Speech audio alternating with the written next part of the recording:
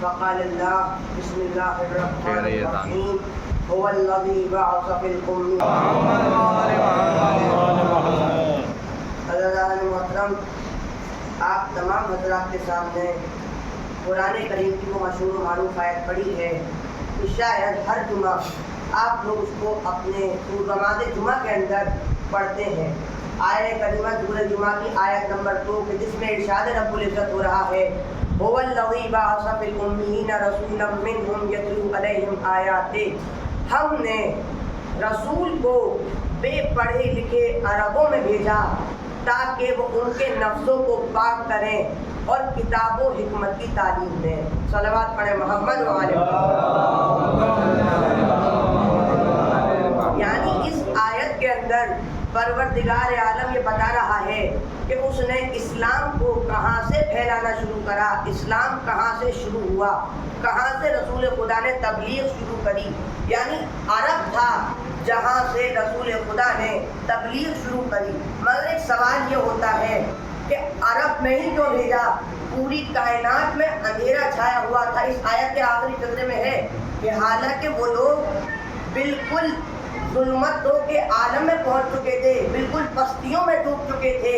اتنا گہرا اندھیرا تھا کہ باپ اپنی بیٹی کے لیے باپ نہیں تھا بلکہ قاتل تھا. اگر بیٹی پیدا ہو جایا کرتی تھی تو دفن کر دیا کرتا تھا. انسانیت ختم ہو چکی تھی. ایسے ماحول کے اندر رسول خدا کو بھیجا گیا. لیکن عرب میں اس وجہ سے بھیجا چونکہ عرب پستیوں میں سب سے زیادہ نیچے تھا، سب سے زیادہ گہرائیوں میں عرب تھا، سب سے زیادہ نیچے پہنچ چکا تھا. اللہ نے عرب میں رسول اللہ سے اسلام پھیلوا کر یہ بتانا چاہا کہ جب عرب جو کہ سب سے نیچے پہنچ چکا ہے وہ اسلام قبول کر سکتا ہے، وہاں پر اسلام آ سکتا ہے تو پوری کائنات کے اندر اسلام آ سکتا ہے. ایک صلوات پڑھے محمد و آل محمد پر. اس سے پہلے کہ اس اسلام کی آپ مجلسیں کر رہے ہیں، محرم چل رہے ہیں، عزاداری کر رہے ہیں مسلسل، اس اسلام کو ہی تو کربلا نے بچایا ہے. اور یہ مجلسیں کربلا کو بچانے کا نام ہے، کربلا کی یاد کا نام ہے یہ مجالس عزا، یہ عزاداری. اور اس عزاداری پر آج سے نہیں بلکہ بہت پہلے سے اعتراضات ہوتے ہوئے آئے ہیں. مولانا غلام عسکری بجنوری مرحوم فرماتے ہیں خدا ان کے درجات کو بلند کرے، وہ کہتے ہیں کہ یہ جو اعتراض ہے یہ اب دشمن کا ایک ہتھ کنڈا ہے، پروپیگنڈا ہے. دشمن عزائے حسینی کے شروع ہونے سے پہلے اتنے اعتراض چھوڑ دیتا ہے کہ ممبروں سے مقصد کربلا بیان نہ ہو بلکہ ان اعتراض کے جواب ہی دیتے رہ جائیں. مقصد کربلا کو بیان نہ کرا جائے. وہ 72 قربانیاں جو کربلا میں پیش کری گئیں وہ کیوں پیش کری گئیں، ان کا مقصد کیا تھا، ان کا حاصل کیا تھا. اور اس کو کہتے ہوئے وہ 2 اعتراض بیان کرتے ہیں. وہ اعتراض سنیے. وہ کہتے ہیں کہ ایک صاحب نے مجھ سے کہا کہ مولانا صاحب آپ یہ بتائیے کہ آپ محرم سال کا پہلا مہینہ ہے، اردو کیلنڈر کا پہلا مہینہ محرم ہے، اور آپ شیعہ لوگ محرم کی شروعات رونے سے کرتے ہیں، گریے سے کرتے ہیں، سر پیٹ کر کرتے ہیں، ماتم سے کرتے ہیں، جس کی وجہ سے آپ کا پورا سال نحوستوں میں مبتلا ہو جاتا ہے. تو انہوں نے اس کا بہت پیارا جواب دیا. وہ کہتے ہیں کہ آپ مجھے یہ بتائیے، آپ نے ہم سے تو کہہ دیا ہم نے محرم شروع کرا رونے سے تو ہمارا پورا سال نحوستوں میں مبتلا ہو گیا. آپ مجھے بتائیے، آپ کی کتابوں میں بھی لکھا ہے، ہماری کتابوں میں بھی لکھا ہے کہ جب آدم دنیا میں تشریف لائے، یعنی جب اس دنیا کے اندر انسانیت کا آغاز ہوا، آدم کا پہلا قدم جب اس دنیا پر رکھا تو وہ گریہ کرتے ہوئے آئے تھے. جب آدم کے گریہ کرنے سے پوری دنیا میں نحوستوں مبتلا نہیں ہوئی تو ہمارے محرم میں گریہ کرنے سے آپ کو کیا پریشانی ہے؟ صلوات پڑھے محمد و آل محمد پر. اور اس کے بعد وہ ان سے پھر کہتے ہیں کہ چلیے آپ جناب آدم کی بات نہیں مان رہے، ایک بات اور مانیں گے. اپنے آپ کو شاید معلوم نہ ہوگا، آپ کے والدین اگر زندہ ہو تو جا کر پوچھئے گا جب آپ نے اس دنیا میں اپنا پہلا قدم رکھا تھا تو آپ رو رہے تھے، آپ گریہ کر رہے تھے. جب آپ کے گریہ کرنے سے آپ کی زندگی نحوس نہ ہوئی تو ہمارے اولاد پر رونے سے آپ کو کیا پریشانی ہو رہی ہے؟ صلوات پڑھے محمد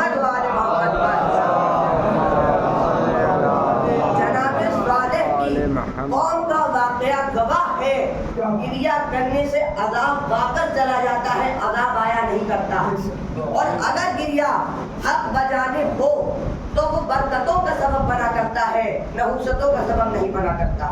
اور اس کے بعد وہ ایک اور اعتراض بیان کرتے ہیں کہ ایک صاحب نے ان سے پوچھا کہ آپ یہ بتائیے آپ محرم میں کتنی مجالس ادا کرتے ہیں، کتنے جلوس نکالتے ہیں، کتنی ماتمداری کرتے ہیں، کتنا وقت آپ کی قوم کا ان چیزوں میں صرف ہو رہا ہے. انہوں نے مثال دی کہ آپ اگر ایک مجلس پڑھتے ہیں اور اس مجلس میں آپ کے 100 لوگ شریک ہوتے ہیں تو ان 100 لوگ پر آپ کی مجلس کا ٹائم 1 گھنٹہ ہے، تو وہ 100 لوگوں کا آپ 100 گھنٹے صرف کر رہے ہیں. آپ 100 لوگوں کے 100 گھنٹے استعمال کر رہے ہیں. اور اگر آپ محرم میں ایک عشرہ پڑھتے ہیں تو یعنی آپ کی قوم کے 1000 گھنٹے صرف ایک عشرے میں استعمال ہو رہے ہیں. ایسی نہ جانے کتنی مجالس محرم میں ہوتی ہیں، کتنے جلوس محرم میں نکلتے ہیں، کتنے ماتم محرم میں ہوتے ہیں اور پورے سال ہوتے ہیں. نہ جانے کتنا وقت آپ کی قوم کا ان چیزوں میں صرف ہو رہا ہے. اگر آپ اس وقت کو کسی اور جگہ لگائیں گے تو شاید آپ کی قوم کی ترقی ہوگی. اور آپ کی قوم ان مجالسوں پر بہت دولت بھی صرف کر رہی ہے، بہت پیسہ بھی صرف کر رہی ہے. تو انہوں نے اس کا جواب دیا کہ حضور آپ نے مجلسوں کو سمجھا نہیں. معرفت مجلس، جو مجلس کی معرفت تھی، مجلس کی وجہ تھی، وہ آپ کو سمجھ نہیں آئی. بولے میں سمجھاتا ہوں. اب سنیے مجلس کیا ہے. یہ مجالس کس چیز کی وجہ سے ہے؟ یہ کربلا کو زندہ رکھنے کا نام. کربلا کیا ہے؟ کربلا ہے اسلام کو بچانے کا واقعہ، جس نے اسلام کو بچایا. اب آپ اسلام کو سمجھیے. اسلام سمجھ میں آ گیا تو یہ مجلس سمجھ میں آ جائے گی. آپ کہہ رہے ہیں کہ مجلس پر اتنی دولت صرف کر رہے ہیں. آپ یہ بتائیے اسلام پر خدا نے کتنی دولت صرف کری؟ اسلام پر خدا نے کتنی قیمتی چیزیں صرف کریں؟ 1,24,000 انبیاءوں کی زندگیاں اس اسلام پر صرف ہوئی. اور وہ آپ اور ہماری جیسی زندگی نہیں تھی، بلکہ معصوم کی زندگی جس میں کوئی گناہ بھی نہ ہو، کسی گناہ کا شریک کوئی گناہ شامل نہ ہو، وہ زندگی. اور زندگی کا قیمت کا اندازہ لگانا ہمارے اور آپ کے پاس کی بات نہیں ہے. 1,24,000 تو ہم بڑے آسانی سے گن رہے ہیں، مگر ایک نبی کی بھی زندگی کی آپ اگر کیا کہتے ہیں قیمت لگانا چاہیں تو آپ کے بس میں نے کوشش کرتا ہوں آپ کو سمجھانے کی کہ شاید آپ کو سمجھ آ جائے. انہوں نے بتایا کہ فرعون کو جب اس کے نجومیوں نے خبر دی کہ اس تیرے خواب کی تعبیر یہ ہے کہ ایک قوم بنی اسرائیل میں بچہ پیدا ہوگا جو تیری خدائی کو نیست و نابود کر دے گا اور وہی بچہ تیری ہلاکت کا سبب بنے گا. اب فرعون نے یہ حکم دے دیا کہ بنی اسرائیل کے اندر جو بچہ پیدا ہوگا وہ قتل کرا جائے گا. لڑکی ہوگی تو بچ جائے گی، اگر لڑکا پیدا ہوگا تو اسے مار دیا جائے. تاریخ نے لکھا 70,000 بچے جناب موسیٰ کی وجہ سے، جناب موسیٰ کی پیدائش نہ ہو اس وجہ سے قتل ہوئے. اب آپ بتائیے خالی موسیٰ کی ولادت کی قیمت 70,000 بچوں کی زندگیوں سے افضل تھی. خالی موسیٰ کی ولادت کی جو قیمت تھی وہ ان 70,000 بچوں کی زندگیوں سے افضل تھی. تو ان کی پوری زندگی کی قیمت اس سے کہیں زیادہ ہوگی. اور اس کے بعد خالی موسیٰ نہیں بلکہ 1,24,000 انبیاء جس میں نوح بھی شامل ہے، موسیٰ بھی شامل ہے، عیسیٰ بھی شامل ہے، اور آخر میں محمد مصطفیٰ جو ان سب سے افضلیت پر ہیں. ان کی زندگی کی قیمت آپ کیا لگا سکتے ہیں؟ تو جب اللہ نے جس اسلام پر اتنی دولت اتنی قیمت صرف کری تو اب اس مجلس پر ہم جتنی بھی وقت صرف کر دیں، جتنی بھی دولت صرف کر دیں، جتنا بھی ٹائم یوز کر لیں وہ کم ہی ہوگا. کیونکہ اسلام کو زندہ رکھنے کا نام مجلس ہے، کربلا کو زندہ رکھنے کا نام مجلس ہے. صلوات پڑھیں محمد و آل محمد پر.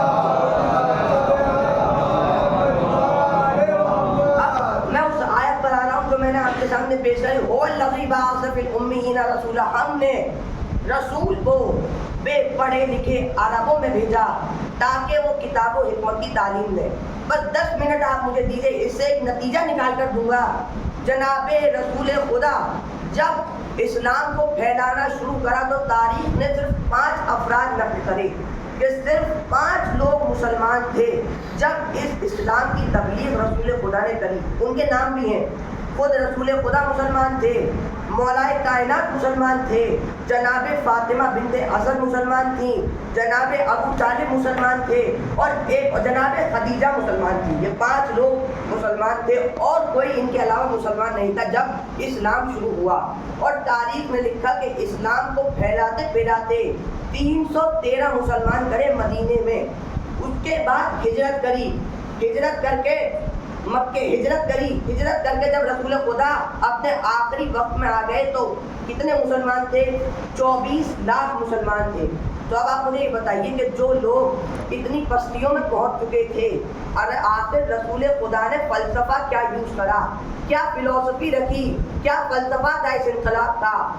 اگر آپ کو کوئی بیماری ہو جائے، کسی جگہ کوئی بیماری ہو جائے، بخار ہو جائے، تو ڈاکٹر سب سے پہلے بخار کی جڑ دیکھے گا۔ بخار سردی کی وجہ سے ہے یا بخار گرمی کی وجہ سے ہے، پیٹ کی کمی کی وجہ سے ہے، کوئی معدے میں پریشانی ہے اس وجہ سے ہے۔ جب تک بخار کی اصل وجہ نہ پتہ چلے گی تب تک اس بخار کا علاج نہیں کرا جا سکتا۔ تو اسی طریقے سے رسول خدا نے اصل وجہ جو ان پریشانیوں کی وجہ تھی، جو ان مصیبتوں، جو اسلام کے اندر جو پریشانیاں پھیل چکی تھیں، جو یہ اندھیرا چھا گیا تھا، وہ کیا وجہ تھی؟ تو ایک نتیجہ نکلا کہ انسان کا ایک فطرت ہے، انسان کے اندر ایک فطرت ہے جو ان چیزوں کی جڑ ہے، وہ ہے لینے کی فطرت۔ انسان ہر چیز کو لینا چاہتا ہے، اپنے پاس جمع کر لینا چاہتا ہے، یہ فطرت ہے۔ اور جب یہ فطرت انسان کی اس کے قابو سے باہر ہو جاتی ہے تو وہ برائیوں کی طرف بڑھ جاتا ہے، برائیوں کی طرف مائل ہوتا ہے۔ جہاں تک حق سے ملتا ہے حق سے لیتا ہے، پھر ناحق لینے لگتا ہے، یتیموں کا مال غصب کرنے لگتا ہے، قاتل ہو جاتا ہے، بھائیوں کو قتل کرنے لگتا ہے۔ یعنی یہ لینے کی فطرت ہے جو انسان کو اس کی برائیوں کی طرف مائل کر رہی ہے۔ اب اس فطرت کا محور ہے بچہ۔ آپ بچے سے فطرت کو سمجھیے۔ اگر آپ چھوٹے سے بچے کو ایک ہاتھ خالی بند کر کے اس سے کہیں گے بیٹا یہ لے لو، تو وہ فوراً اپنا ہاتھ آگے بڑھا دے گا۔ کیوں؟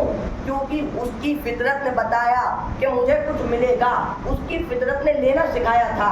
مگر جب اسے کچھ نہیں ملا تو شاید ہو سکتا ہے کہ وہ رونے لگے، مگر فطرت نے لینا سکھایا تھا۔ اسی طریقے سے اسلام میں یہ فطرت تھی، انسان میں یہ فطرت تھی جو برائیوں کے سبب تھی، جو برائیوں کا جڑ تھی۔ اب فطرت کو فطرت سے ہی ختم کرایا جائے گا۔ رسول خدا نے ایک فلسفہ استعمال کرا کہ اگر لینے والے زیادہ ہوں گے تو پریشانیاں زیادہ ہوں گی، اگر دینے والوں کو بنا دیا جائے تو پریشانیاں کم ہو جائیں گی۔ مثال کے طور پر یہ مجلس ہو رہی ہے، ابھی آپ لوگ تسلی سے بیٹھے ہیں، اور ابھی تھوڑی دیر کے بعد اگر تبرک کرنا شروع ہوگا تو پریشانی ہوگی، تھوڑا سا رش ہو جائے گا، آپس میں ہاتھ پیر لگیں گے، یہ پریشانی ہوگی۔ اور اگر ایک آدمی تبرک بانٹے گا تو زیادہ پریشانی ہوگی، وہیں 2 لوگ اگر تبرک بانٹنے آ گئے تو پریشانی کم ہو جائے گی، اور اگر 4 ہو گئے اور کم ہو جائے گی۔ یعنی دینے والے اگر زیادہ ہوں گے تو پریشانیاں کم ہو جائیں گی۔ اب ان دینے والوں کو کیسے بنایا جائے، ان دینے والوں کو کس طریقے سے لایا جائے؟ تو ایک طریقہ سنیے، بچے سے ہم نے فطرت کو سمجھا، بچے سے ہی ہم اس فطرت کو سمجھیں گے کہ دینے کی فطرت رسول نے انسان میں کیسے ڈالی۔ آپ ایک بچے کو خالی غبارہ دیجیے جو سفید رنگ کا ہو، وہ بچہ اس غبارے کو لے لے گا۔ اس کے بعد آپ اس بچے سے کہیے کہ بیٹا یہ غبارہ تم اپنے چھوٹے بھائی کو دے دو، تو وہ چھوٹے بھائی کو غبارہ نہیں دے گا۔ مگر جب آپ اس سے یہ کہیں گے کہ اگر تم اس کو اپنے چھوٹے بھائی کو دے دو گے تو میں تمہیں اس سے بھی زیادہ خوبصورت غبارہ لا کر دوں گا جو بہت رنگ برنگا ہوگا، خوبصورت ہوگا، اس سے بھی بڑا ہوگا، تو بچہ فوراً اس غبارے کو جلدی سے جلدی اپنے چھوٹے بھائی کو دینے کے لیے بھاگے گا۔ کیوں؟ کیونکہ وہ بڑا غبارہ چاہتا ہے، اس سے اچھی چیز چاہتا ہے۔ بس رسول نے یہی فلسفہ استعمال کرا۔ رسول نے اسلام میں انسان کو یہ سمجھایا اگر یہاں پر یتیموں کو کھلاؤ گے وہاں جنت کے میوے ملیں گے، یہاں پانی پلاؤ گے وہاں ساتھی یہاں پر لوگوں کی مدد کرو گے تو وہاں پر تمہیں جنت میں گھر نصیب ہوں گے۔ صلوات پڑھے محمد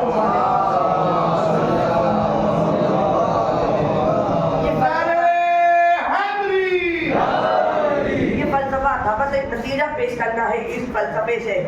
اس رسول خدا نے اتنی محنت کے ساتھ، اتنی مشقت کے ساتھ اسلام کو پھیلایا۔ تاریخ میں واقع موجود ہے، آپ کے اوپر پتھر ڈالے گئے، آپ کے اوپر کوڑا ڈالا گیا، مگر آپ نے بہت پیار اور محبت کے ساتھ، کوئی زور اور جبر کے ساتھ نہیں پھیلایا، بلکہ بہت شفقت کے ساتھ اسلام کو پھیلایا، جس کی بنا پر جو کوڑا ڈالتی تھی وہ بھی مسلمان ہو گئی، جو پتھر پھینکتے تھے وہ بھی مسلمان ہو گئے۔ یعنی یہ رسول خدا نے جو محنت کری اسلام کو پھیلانے میں وہ آپ جانتے ہیں، مگر جب رسول خدا 5 لوگوں سے 24 لاکھ مسلمان بنا چکے، اس کے بعد رسول اتنی محنت کر چکے، جب آخری وقت رسول کا آیا، آخری حج کر کے واپس پلٹ رہے تھے، تو آیت نازل ہوئی، یا ایھا الرسول بلغ ما انزل الیک من ربک فإن لم تفعل فما بلغت رسالتہ، اے میرے حبیب اب اس پیغام کو پہنچا دیجئے جو آپ پر نازل ہو چکا ہے، اور اگر آپ نے وہ پیغام نہ پہنچایا تو گویا کوئی کار رسالت انجام نہ دیا۔ اب آپ مجھے انصاف سے بتائیے، اگر رسول اس حکم کو نہ پہنچاتے تو کیا رسول رسول رہتے؟ کیا نبی نبی رہتے؟ نہیں رہتے۔ کیوں؟ کیونکہ آیت میں خدا نے کہہ دیا اگر آپ نے حکم نہیں پہنچایا، گویا کوئی کار رسالت انجام نہ کرا۔ اب سمجھیے ولایت علی کی عظمت، کہ ولایت علی اتنی ضروری تھی کہ اگر علی کی ولایت رسول منتقل نہ کرتے تو رسول رسول نہ رہتے۔ وہ جو رسول نے اتنے لوگوں کو مسلمان کرا، وہ لوگوں کی ساری محنت رسول کی بیکار ہو جاتی۔ صلوات پڑھیں محمد والے محمد وعلى محمد۔ سبحان اللہ۔ اس کے کیا کہتے ہیں، یہ تھا فلسفہ انقلاب۔ آخری میں ایک آپ کے سامنے میں یہ کہتا جاؤں گا کہ جو عزاداری آپ کرتے ہیں، جو امام حسین نے آیت اللہ کوئی کہتے ہیں یہ غدیر اتنی ضروری تھی کہ آپ غدیر کو فراموش جو کرا گیا ہے اس کا نتیجہ کربلا ہے۔ اگر غدیر کو فراموش نہ کرا جاتا تو کربلا واقع ہی نہ ہوتی، کربلا وجود میں ہی نہ آتی۔ یہ غدیر کو فراموش کر دینے کا نتیجہ کربلا ہے۔ بس عزیزو، آخر میں آیت اللہ مہدی مہدوی پور اپنے کانفرنس کے اندر ایران لیکچر ہاؤس میں فرماتے ہیں کہ عاشور کے انقلاب عاشورہ کے 2 پہلو ہیں۔ پہلا پہلو وہ ہے جو بہت غمگین پہلو ہے، جو بہت مصائبوں سے بھرا ہوا پہلو ہے۔ وہ کون سا پہلو؟ جس میں امام نے 72 قربانیاں پیش کری، اور اسی پہلو کی بنا پر قیامت تک انسانیت روتی رہے گی، بشریت گریہ کرتی رہے گی، مگر انسان نے کہیں نہ کہیں دوسرے پہلو کو فراموش کر دیا ہے۔ پہلا پہلو سب کو یاد ہے، مگر جو دوسرا مقصد کیا تھا، یہ قربانیاں کیوں پیش کری گئیں، اور اس کا جواب خود رسول امام حسین نے دیا کہ میں اپنی امت کی، نانا کی امت کی اصلاح کے لیے نکلا ہوں، یعنی میں نماز بچانے کے لیے نکلا ہوں، میں دین بچانے کے لیے نکلا ہوں، میں روزہ بچانے کے لیے نکلا ہوں۔ اگر امام حسین نکلے نماز بچانے کے لیے تھے تو اب عزاداری ایسی ہونی چاہیے جو نماز پر اثر نہ ڈالے، جو روزے پر اثر نہ ڈالے، جو کسی اور شرعی چیز پر اثر نہ ڈالے۔ ایک بہت پیارا فقرہ کہتے ہیں وہ کہ اگر آپ کو رسول خدا پروردگار کو خوش کرنا، اگر آپ پروردگار عالم کو خوش کرنا چاہتے ہیں تو عزاداری حسین کریے۔ اگر خدا کو خوش کرنا ہے تو حسین کی عزاداری کریے، اور اگر حسین کو خوش کرنا ہے تو پروردگار کی عبادت کیجیے۔ اب آپ کی مرضی ہے کہ آپ کس کو خوش کرنا چاہتے ہیں۔ اگر آپ چاہتے ہیں کہ حسین کی عزاداری کریں تو اس اللہ کی عبادت بھی کیجیے جس کی حسین کی عزاداری کر رہے ہیں۔ صلوات پڑھیں محمد وعلى محمد۔ آپ نے بس عزادارو، محرم کی 8 تاریخ ہو چکی ہے، آپ مسلسل مجالس عزت سن رہے ہیں، مجلس و ماتم سن رہے ہیں۔ عزیزو، 7 محرم کو قیام حسینی میں پانی ختم ہو گیا تھا، آج 8 محرم ہے، قیام حسینی سے صدائے العطش بلند ہے، چھوٹے چھوٹے بچے آوازیں العطش بلند کرے ہوئے ہیں، بابا پیاس مارے ڈالتی ہے، خالی مشکیزیں، سوکھے ہوئے مشکیزیں ہاتھوں میں ہیں۔ آپ نے ابھی پیشخانی کے اندر امام حسین کی زبانی ایک مرثیہ اور سوچ کے چند اشعار سنے، اشعاروں کو سماعت فرمایا، لیکن آپ نے ایک واقعہ پیش کرنا ہے کہ لکھنؤ کے پاس ایک شاعر تھا، اس شاعر کو ایک مصرع ملا جس کی ردیف تھی اپنا اور قافیہ تھا نون گنا کا۔ اس کو ایک مشورہ ملا اور یہ کہا گیا کہ امام حسین کے مصائب اس میں لکھو، لیکن انہوں نے بہت کوشش کری، اس میں ان کے شعر نہیں ہوئے۔ اب وہ بہت پریشان، آخر میں جب ایک دن بچا تو انہوں نے اپنا جانا کینسل کر دیا، منقطع کر دیا، منع کر دیا کہ اب میرا شعر ہی نہیں ہوئے تو میں جاؤں گا کیا۔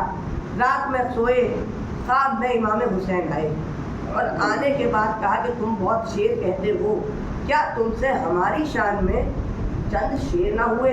تو اس نے کہا مولا بہت سخت مصرع تھا، مجھ سے آپ کی شان میں ایک شعر نہ ہوا۔ تو امام نے اس سے کہا لکھو، ہم تم سے بول رہے ہیں، تم قلم لو اور اس پورے مصرے پر کلام لکھو۔ اس نے وہ نوحہ، امام نے نوحہ پڑھا، اس نے وہ نوحہ پورا لکھا۔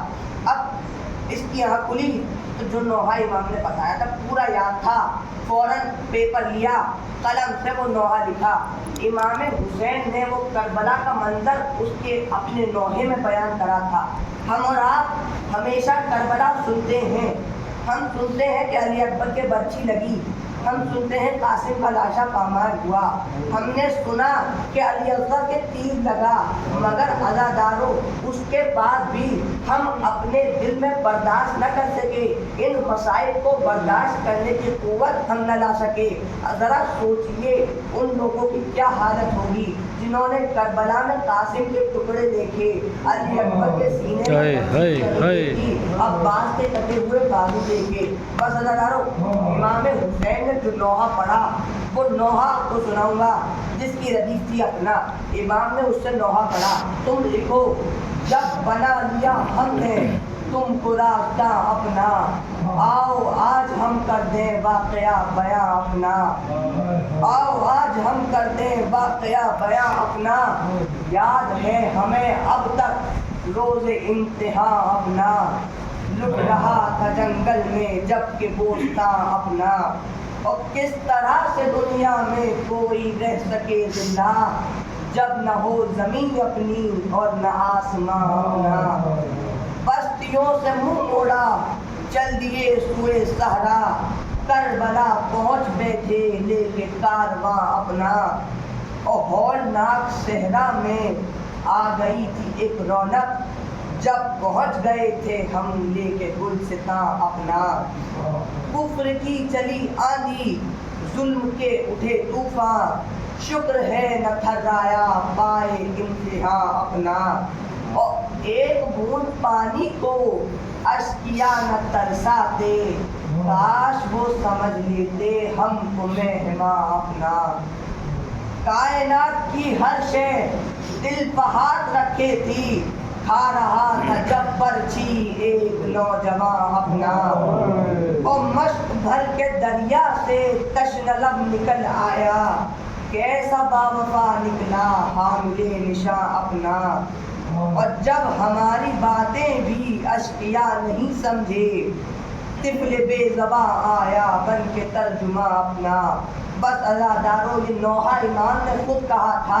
عزاداروں ذرا تصور کریے، آپ نے نوحہ سوچ کر لکھا، سن کر لکھا، یہ نوحہ وہ کہہ رہا ہے جس نے اپنی آنکھوں سے علی اکبر کے سینے میں برچھی کی علی دیکھی ہو، یہ نوحہ وہ کہہ رہا ہے جس نے عباس کے بازو دیکھے ہوں۔ آج محرم ہے، عباس سے منسوب یہ دن ہے، مولا عباس کے علم برآمد ہوگا، عباس روز عاشورہ جب تمام لوگ درجہ شہادت پر فائز ہو چکے تو ایک مرتبہ امام حسین اپنے سر کو جھکائے ہوئے بیٹھے تھے کہ آواز آئی، اے آقا اس غلام کو مرنے کی اجازت دیجیے۔ بس ایک مرتبہ امام نے سر کو اٹھایا، کیا دیکھا برابر کا بھائی لشکر کا علم بردار سر کو جھکائے ہوئے ہاتھوں کو جوڑے ہوئے کھڑا ہے، مولا مجھے بھی جنگ کی اجازت دے دیجیے۔ بس ایک مرتبہ امام نے کہا بھیا عباس تم تو لشکر کے علمدار ہو، تمہیں جنگ کی اجازت کیسے دے دوں؟ تو کہا مولا وہ لشکر ہی کہاں باقی ہے جس کی عباس علمداری کیا کرتا تھا۔ ابھی گفتگو چل رہی تھی کہ خیام حسینی میں سے ایک چھوٹی سی بچی 4 برس کی سکینہ نکل کر آئی، بابا پیاس مارے ڈال رہی ہے، بابا بہت پیاس لگ رہی ہے، بابا اللہ تعالی۔ بس ایک مرتبہ امام نے کہا بھیا عباس इबादत से जाना है तो जाओ, मगर बच्चों की पानी की सभी करते जाओ। हुक्म इमाम सुना, अब्बास ने अलम को लिया, सूखा हुआ मस्कीरा अलम में बांधा। एक मर्तबा जब मौला अब्बास क़याम हुसैनी से निकले, इमाम ने क़याम हुसैनी में से अब्बास को आवाज़ दी, अलम को रोका। एक मर्तबा अलम को नीचे झुकाया और एक फ़िक़रा लिखा, इन्ना लिल्लाहि व इन्ना इलैहि राजिऊन व तस्लीमन लिअम्रि। अज़ीज़ों कोई निकला, अली अकबर क़याम हुसैनी से गया। इमाम हुसैन ने मर्सिया नहीं पढ़ा, कासिम गए, मर्सिया नहीं पढ़ा। अब्बास जब जा रहे थे तो इमाम के लबों पर मर्सिया था। बढ़ बढ़ के पे कत्ले हुसैन आते हैं आदा, पहलू में हट जाते हैं आदा। अब तक सरे ज़ैनब पे जो बाकी ये रिदा है, ये खौफ तुम्हारा है, मुरव्वत मेरी क्या है। बस ज़दारो अब्बास मैदान करबला में गए, जंग करी। बस एक शकीन छुप कर ऐसा वार करा, अब्बास का एक बाजू तलब हो गया, दूसरे ने वार करा, दूसरा बाजू कटकर ज़मीन करबला पर गिर गया। मशक़े सकीना मुँह में थी, बस ये दिल में तमन्ना थी, किसी तरीके से ये पानी क़याम हुसैनी तक पहुँच जाए। अज़ादारों, मौला अब्बास अभी अख्तर की क़याम हुसैनी के जाने बढ़ रहे थे कि तीर आया, मशक़े सकीना छिदी, पानी अज़ादारों, ये पानी न था बल्कि अब्बास का लहू बह रहा था क़याम हुसैनी से। अब्बास ने अपना घोड़ा मोड़ लिया, फुरात की जानिब रुख कर लिया। शायद अब्बास जानते थे ये फौजे अशीजा अब्बास को मजबूर पाकर हमले करते हुए क़याम हुसैनी तक पहुंच जाएंगे। अगर ये मंजर मेरी बहन ज़ैनब ने देख लिया तो कहीं ऐसा न हो कि ज़ैनब बेमकनओ चादर क़याम से बाहर आ जाए। बस अज़ादारों, मौला अब्बास ने अपने घोड़े को फुरात की जानिब करा। एक गुर्द लगा, सर पर गुर्द लगा, घोड़े पर संभला न गया। ज़मीन करबला पर तशरीफ लाए, एक मंजर पेश करना है। इमाम हुसैन को आखिरी सलाम कहा। मौला हुसैन ने टूटी हुई कमर को संभाला, मैदान करबला में गए। रास्ते में अब्बास से कटा हुआ बाजू मिला, बाजू उठाया, रखा। चंद कदम दूर चले थे कि दूसरा बाजू ज़मीन करबला पर पड़ा था। अब्बास का दूसरा बाजू उठाया, अपनी अबा के दामन में रखा। जो आगे चले, खुदा किसी भाई का ये मंजर देखना नसीब न करे। अब्बास को रेती पे तड़पता हुआ पाया, दिल में ये उठा दर्द के मुँह को जिगर आया। चिल्लाए क्या हाय मुकद्दर ने दिखाया, मारा गया है असदुल्लाह का जाया। आधा को मिटाया है निशानी को अली की, लो आज कमर टूट रही सिद्दे नबी की। इन्ना लिल्लाह व इन्ना इलैहि राजिऊन, रिज़न बिक़ज़ाइही व तस्लीमन लिअम्रिही। सयअलमु लज़ीना ज़लमू अय्युल क़लबीन क़लबून। मातम हुसैन।